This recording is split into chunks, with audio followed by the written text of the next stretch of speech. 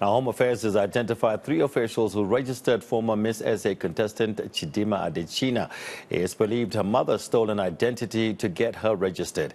The African Center for Migration says there should be many arrests in this case, mostly at Home Affairs, but it says Chidimma should not be held liable.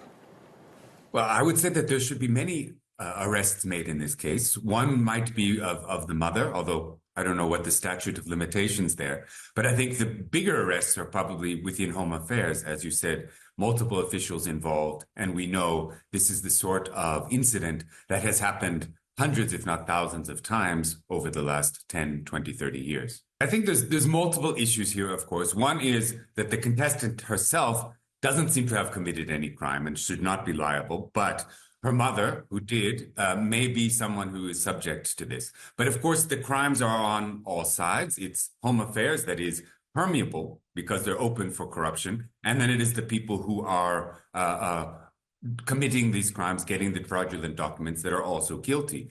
Yes, this is not about xenophobia. Discriminating against people who don't break the law is not xenophobic, of course. But there is a broader issue here about it being almost impossible for people coming into the country or people who maybe even have lived in the country for 10, 20, 30 years to be able to get documents because the system is very much against them.